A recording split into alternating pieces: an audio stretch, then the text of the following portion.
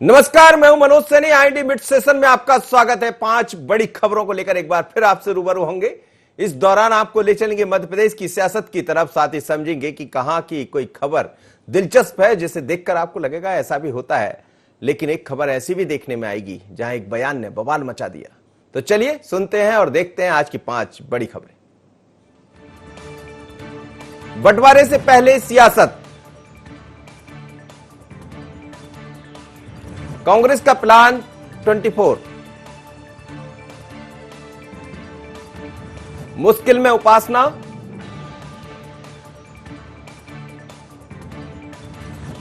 चटोरी चाटने ली जान, खून के बदले मंगलसूत्र। मध्य प्रदेश के स्वास्थ्य एवं गृह मंत्री डॉक्टर अनुत्तम मिश्रा ने विभागों के बंटवारों को लेकर बयान दिया है। दरअसल मध्य प्रदेश में विस्तार हुए 4 दिन बीत गए। 4 दिन बाद भी तय नहीं हुआ कि किस मंत्री के पास कौन सा विभाग होगा। मुख्यमंत्री शिवराज सिंह चौहान दिल्ली में तमाम सारे बड़े नेताओं से मुलाकात की है और ऐसा कहा जा रहा है कि आज जब वो शाम को लौटेंगे तो हो सकता है कि विभागों का बंटवारा भी कर दिया जाए। लेकिन इससे पहले तमाम तरह के सवाल कांग्रेस खड़े कर रही, कह रही है कि पार्टी के अंदर खींचतान है। लेकिन अनुत्तम मिश्रा ने कहा कोई खींचतान नहीं है, सब बड़ा स्पष्ट है और जब मंत्री के विभाग बटेंगे तो भी स्पष्ट हो जाएगा कि आखिर किसको क्या विभाग मिला। लेकिन जरा सुनिए डॉक्टर अनुत्तम मिश्रा ने क्या कहा, सवाल का जवाब क्या दिया, और पीसी शर्मा को भी सुनिए।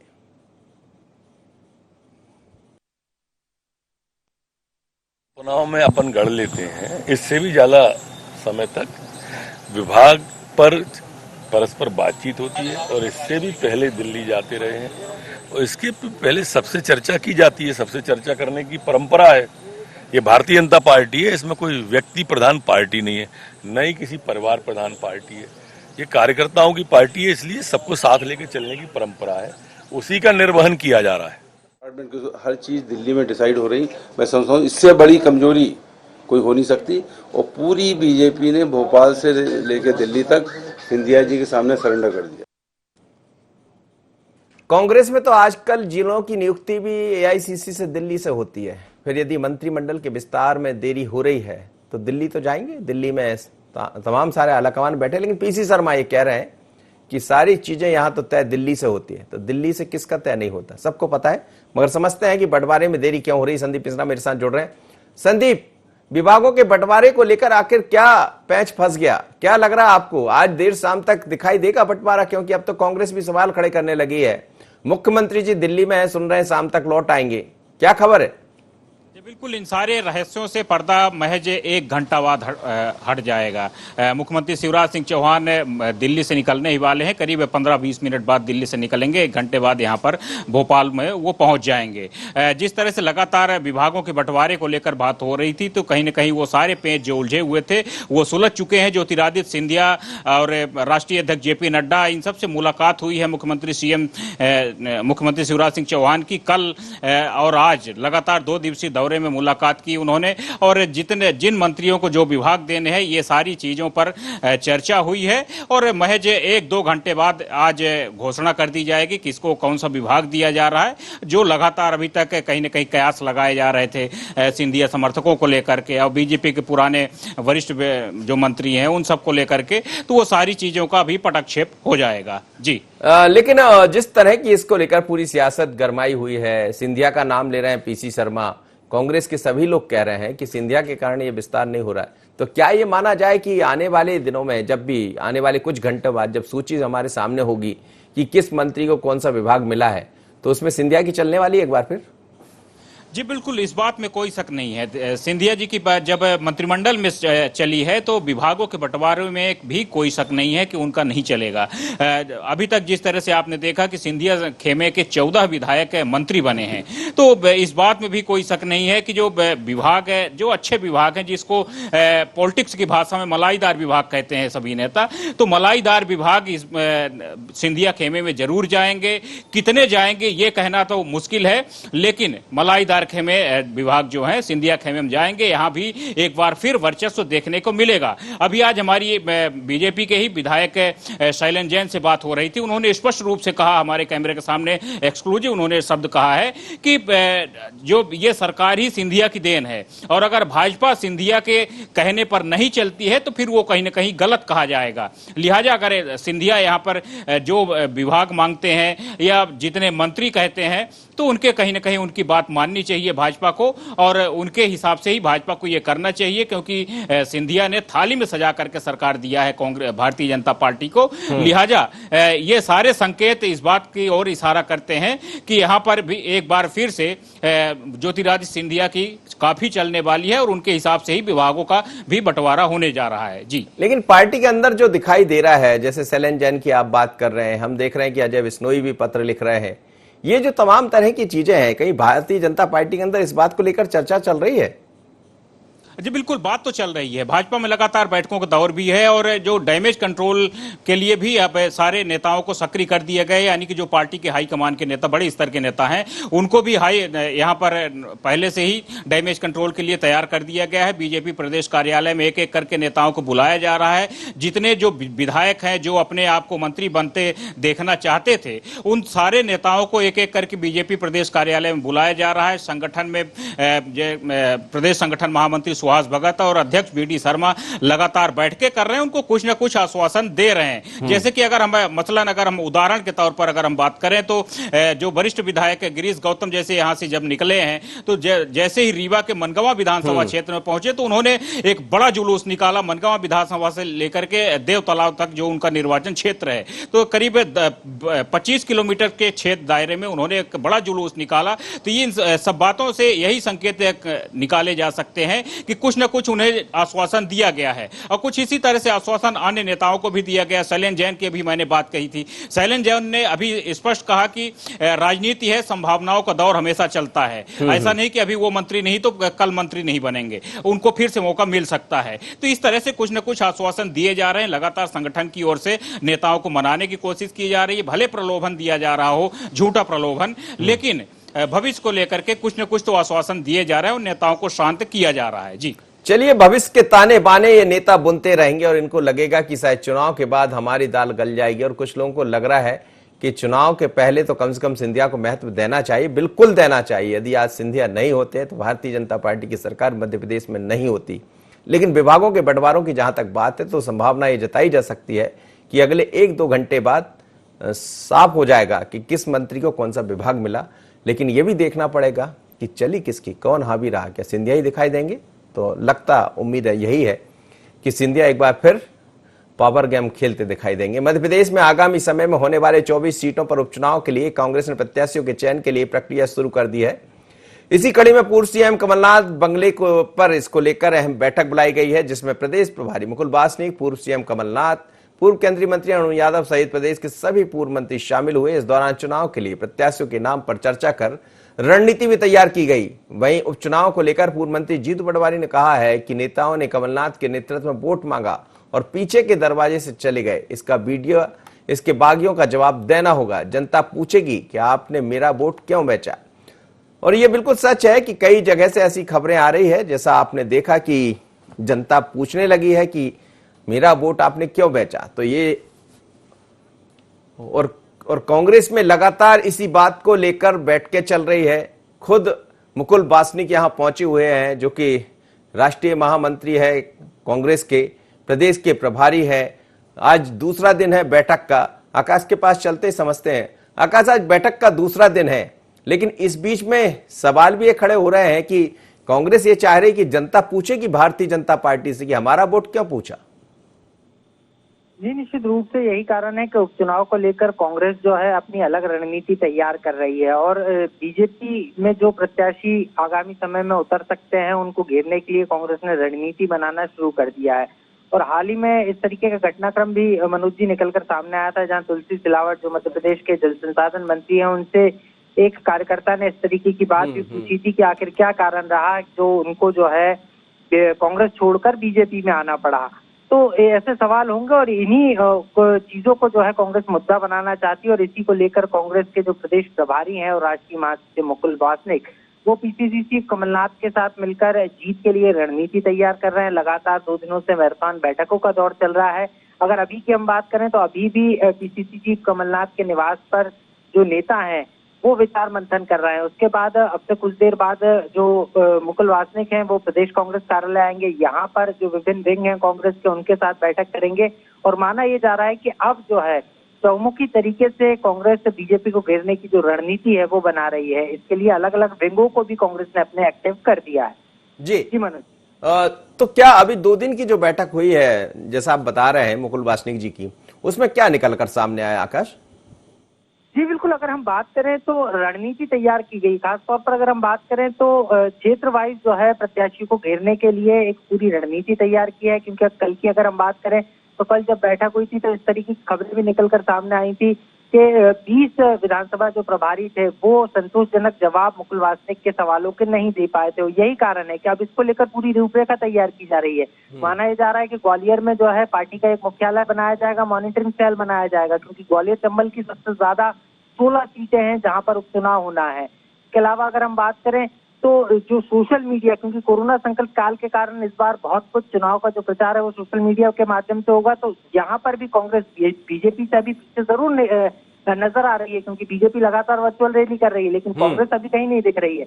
लेकिन इसको लेकर भी कांग्रेस ने पूरी एक रूपरेखा तैयार की है, प्लान तैयार किया है और जो शॉर्ट वीडियोज हैं वो कांग्रेस द्वारा तैयार किए जा रहे हैं, कांग्रेस IT सेल द्वारा। जो तत्कालीन कांग्रेस सरकार के समय जो मंत्री हुआ करते थे, जो विधायक हुआ करते थे, जो वो वादे करते थे, जो वचनबद्धता की बात कांग्रेस सरकार के रहते समय वो करते थे, उन तमाम वीडियो को जनता के बीच में ले जाने की कांग्रेस तैयारी कर रही है।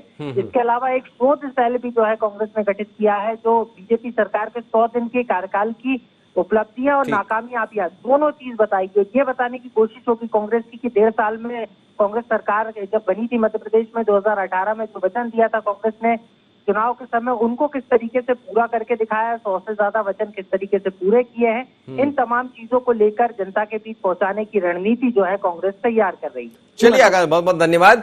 अगली खबर की तरफ हम चलेंगे। इंदौर की ये खबर है। इंदौर में एक कार्यक्रम के दौरान मंत्री तुलसी सिलावट से युवती द्वारा सवाल पूछे जाने के बाद से ही हड़कंप मचा हुआ है, जिसके बाद युवती मुश्किल में पड़ गई, बल्कि थाने तक शिकायत दर्ज कराने जा पहुंची है। दरअसल मंत्री के समर्थकों ने युवती को ट्रोल किया है, जहां उसने फेसबुक पर आपत्तिजनक शब्द लिखने का आरोप लगाया है। 5 जुलाई को इंदौर के साबिर में आयोजित कार्यक्रम में मंत्री तुलसी सिलावट से पूछे गए युवती उपासना शर्मा ने जमकर खरी खोटी सुनाई थी। युवती ने मंत्री तुलसी सिलावट से कुछ ऐसे सवाल किए कि वो सीधे सीधे इसका जवाब नहीं दे पाए, बल्कि उलझ गए। जरा सुनिएगा, पहले दिखाते हैं आपको। ये वो युवती है उपासना, जिसका वीडियो खूब वायरल हुआ है और वीडियो आने के बाद कांग्रेस ये कह रही है कि हम आपसे यही कह रहे थे, इस तरह के सवाल पूछे जाते रहेंगे और इसका जवाब नहीं होगा उन लोगों के पास जो कांग्रेस छोड़कर बीजेपी में गए। लेकिन जरा देखिए, वो सवाल आपको दिखाते क्या हुआ था उस जगह जहां तुलसी सिलावट पहुंचे थे। आप अभी कुछ दिनों पहले तक कांग्रेस में थे, अभी अचानक आप बीजेपी में आ गए।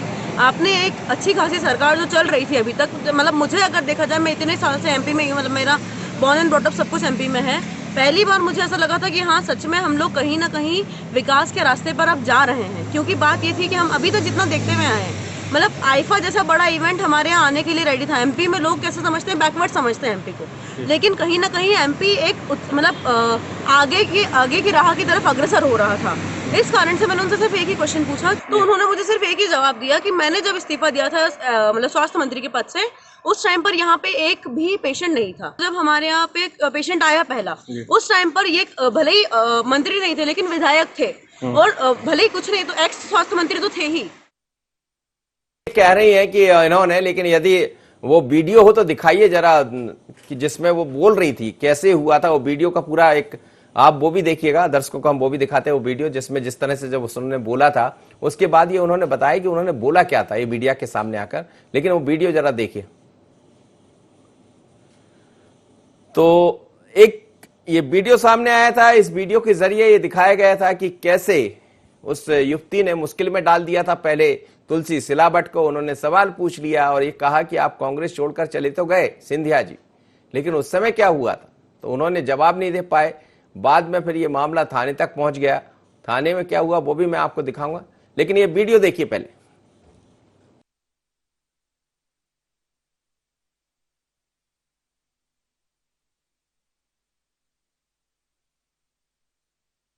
सो I would like to ask you one thing, अभी तक आप कांग्रेस में थे, अचानक बीजेपी में आ गए, कैसा लगा आपको? नहीं, मेरे बीच में तो खैर ठीक है, मतलब अच्छी खासी एक सरकार आपने गिरा दी, क्या फील हुआ आपको? हम बात करते हैं किसानों की ही, तो कुछ दिन पहले तक आपके ज्योतिरादित्य सिंधिया जी ने ही ट्वीट किया था कि इतने लोगों का कर्जा माफ हुआ है, फिर अचानक आपके ज्योतिरादित्य सिंधिया जी ने बोल दिया कि किसी का कर्जा माफ नहीं हुआ।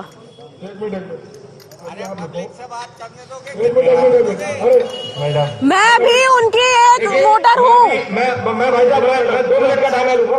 ये व्यक्तिगत कार्यक्रम सिर्फ एक विकास पुरुष के रूप में भाई साहब को बुलाया गया था। तो ये उपासना शर्मा है जिसने पहले आपको सुनाया था कि उसने क्या कहा, लेकिन ये वो वीडियो है जिसमें उन्होंने सवाल पूछ लिया था, तो वहां बगले झांकते नजर आए थे तुलसी सिलावट।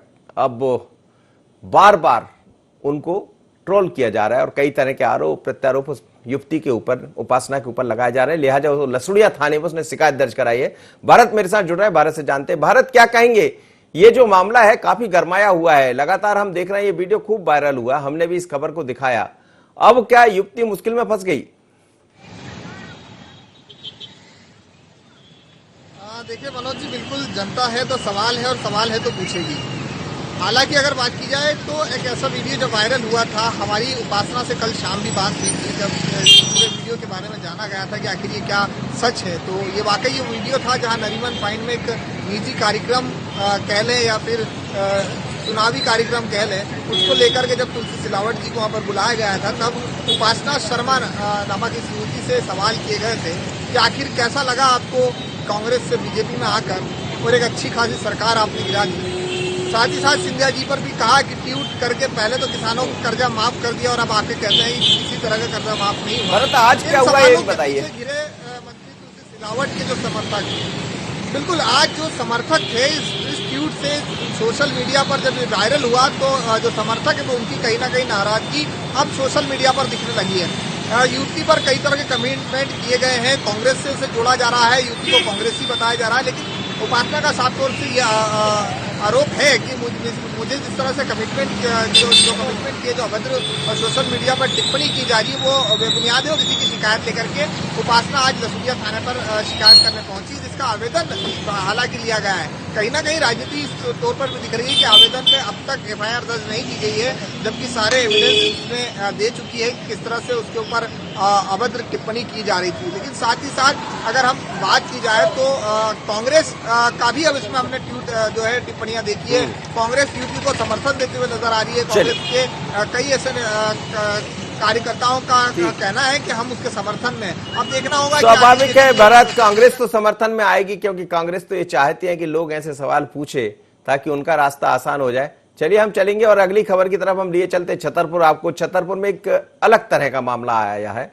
यहाँ खून के बदले मंगलसूत्र मांग लिया। क्या है खबर, देखिए। छतरपुर में भाई की हत्या करने का मामला सामने आया। बताया जा रहा है कि भाई ने अपने ही भाई की धारदार हथियार से हत्या कर दी, जिससे युवक की मौके पर ही मौत हो गई।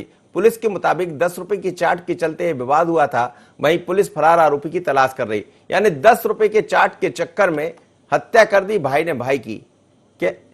कैसा समय आ गया है। और ये देखिए, आप छतरपुर से देख रहे होंगे, आप तस्वीरें आपको दिखाई दे रही है, और भाई ने भाई की हत्या कर दी। लेकिन इसमें विवाद इतना था कि सिर्फ चाट का मामला था और चाट के लिए उन्होंने कहा मंगलसूत्र रख दीजिए और चाट खा लीजिए। इस बात को लेकर विवाद इतना बढ़ गया कि भाई ने भाई की हत्या कर दी। मनोज सोनी मेरे साथ जुड़ रहे हैं इस वक्त, हमारे संवाददाता, और उनसे समझते। मनोज, क्या कहेंगे, 10 रुपए के लिए हत्या हो जाती है और खून के लिए मंगलसूत्र? ये बता दूं सर, ये बुंदेलखंड है। बुंदेलखंड में इस तरह की घटना का कोई पहला मामला नहीं। इससे पहले इस तरह की छोटी छोटी बातों को लेकर लोग खून के बदले खून बहा देते। ऐसा ही ईशानगर थाना इलाके में एक छोटी सी घटना को लेकर मात्र 10 रुपए की चाट को लेकर यह विवाद हुआ। विवाद इतना बढ़ गया था कि भाई ने भाई की फावड़े से मारकर हत्या कर दी। एक छोटा भाई अपने बच्चों के लिए चाट घर में लाता है, लेकिन बड़े भाई के बच्चों के लिए चाट लेकर नहीं आता। उसमें महिलाओं का आपसी महिलाओं का, घर की महिलाओं का विवाद होता है। विवाद इतना बढ़ता है कि महिलाओं से वो भाइयों में बढ़ जाता है विवाद, और एक भाई दूसरे भाई को फावड़ा उठाकर मार देता है और उसकी मौके पर ही मौत हो जाती है। ये बुंदेलखंड में लगातार इस तरह की घटनाएं आम बात हो गई हैं। लेकिन ये जो आप बता रहे हैं, तो क्या मसला ये था कि एक भाई चाट लेकर आया और दूसरे भाई के बच्चों को चाट नहीं मिला, इसलिए विवाद हुआ? जी हाँ, एक भाई दूसरे भाई को जो है घर में चाट के लेके आया, मात्र 10 रुपए के लेकर एक ने भाई ने अपने भाई का खून बहा दिया। उसने छोटे बड़े भाई के बच्चों के लिए चाट नहीं लाया था, जिसमें महिलाओं का विवाद हुआ, महिलाएं आपस में लड़ी और विवाद इतना बढ़ गया कि भाई ने भाई की हत्या कर दी। चलिए मनोज, बहुत बहुत धन्यवाद। लेकिन ऐसे समय जरूरत होती है घर की महिलाओं को कि छोटी छोटी बातों को लेकर विवाद में ना पड़े, लेकिन भाई को भी समझना चाहिए, जब एक भाई के लिए अपने लिए ला रहा है तो छोटे भाई बड़े भाई के लिए भी ले आता चाट। 10 रुपए की बात थी, लेकिन ये किसे पता कि वो 10 रुपए उसके लिए कितने महत्वपूर्ण थे। 10 रुपए थे भी या किसी तरह 10 की जुगाड़ हुई तो अपने बच्चों के लिए ले आए। कई दफा ऐसी स्थितियां निर्मित हो जाती कि व्यक्ति समझ नहीं पाता, लेकिन गुस्से में काफिर बनकर ऐसी घटना को अंजाम दे देता जिसमें चाट के कारण भाई ने भाई की जान ले ली। और महिलाएं कहती रही कि हमारे बच्चों के लिए आपने नहीं लाया, अपने बच्चों के लिए ले आए। अब आप देखिएगा चाट भी नहीं मिला, बच्चा को चाट मिल गया होगा, शायद चाट खाया भी नहीं होगा। लेकिन ऐसी स्थितियां बताती है कि धैर्य रखिए, संभल रखिए, संभल कर चलिए, कहीं ऐसा ना हो कि छोटी से विवाद में परिवार तहस नहस हो जाए। अगली खबर की तरफ हम बढ़ेंगे और ये खबर कुछ अलग तरह की खबर है। पन्ना जिले में जागरूकता और मॉनिटरिंग के अभाव में ब्लड की कालाबाजारी धड़ल्ले से जारी है, जिसका शिकार होने से एक महिला बाल बाल बची है। दरअसल अमानगंज क्षेत्र के ग्राम घटारी की एक महिला प्रसव पीड़ा होने पर अस्पताल लाया गया। डॉक्टर ने गंभीर हालत को देखते हुए बी पॉजिटिव ब्लड की व्यवस्था करने को कहा, जिसके बाद महिला की छोटी बहन ब्लड बैंक पहुंची, जहां ब्लड न मिलने से दलालों के हत्थे चढ़ गई। दलालों ने महिला के मंगलसूत्र के बदले ब्लड दिलवाने की बात कही, लेकिन कुछ समाज सेवियों के संज्ञान में मामला आने के बाद महिला का मंगलसूत्र बचा लिया गया और ब्लड की व्यवस्था भी की गई। अब ये देखिए आप, इस तरह की घटनाएं, एक ब्लड की जरूरत थी तो उससे मंगलसूत्र मांग लिया। शर्म नहीं आती है ऐसे लोगों को इस तरह की बात करने में कि उसको ब्लड के बदले मंगलसूत्र देना पड़ रहा है। और क्या कहा पीड़िता ने, जरा सुनिए।